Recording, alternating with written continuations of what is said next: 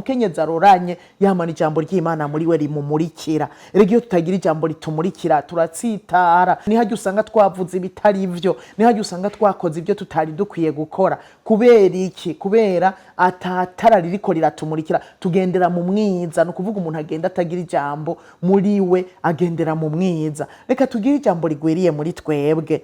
Tugire ijambo rigwiriye kugira ngo ntitugende dutsitagurika. Tugire ijambo rigwiriye kugira ngo abo duhuye tubamurikire, tubagaburire iryo jambo duhereye kwabo mu rugo rwacu, tubagaburire ibibakwiriye ijambo ry'Imana, nabo tubamurikire biciye mu ijambo ry'Imana, nabo bashobore kugendera habona.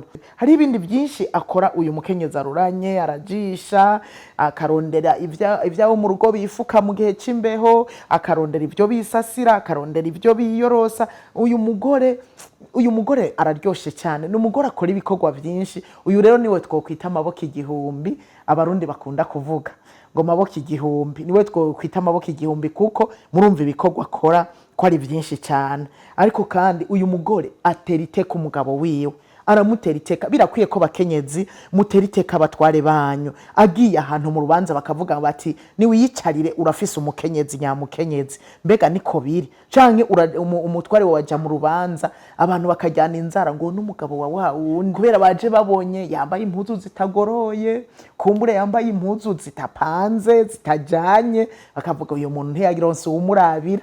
Bakenyezi, umugore aroranye atera iteka umugabo wiwe. Aha bavuga ngo ageze ahantu abagabo bakoranye abo mumenyekana bakamenya ngo uyu n'umugabo nyamugabo, kandi abitewe n'umukenyezi wiwe.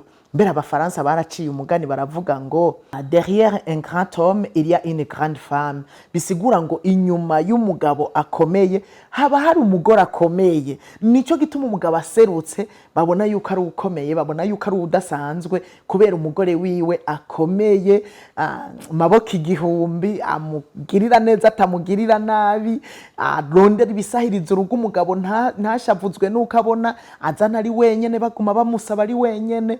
Uyu mugabo ageze mu bandi bagabo abanezerewe. Erega ikimuranga cyambere abanezerewe, afise amahoro, afise ahavuye. Erega hari igihe abantu bashaka kubona umugabo aserutse bakavuga batuyu arafise yataha, kubera uko ameze, uko yifashe, uko ijambo avuga. Erega hari abagabo basohoka hanze barahahamutse, kumbe bahahamuwe n'abagore. Bakenyezi muragabe, ni mu abagore bahahamura abagabo babo, abageze hanze akadedemba akabura ivyo avuga. Kubera iki? Agenda yarahahamutse, kubera abagore babahahamuye, kubwo kubakarira, kubwo kubafata nabi, kubwo kutabakorera ivyo bategerezwa kubakorera. Bakenyezi mube maso cyane gose.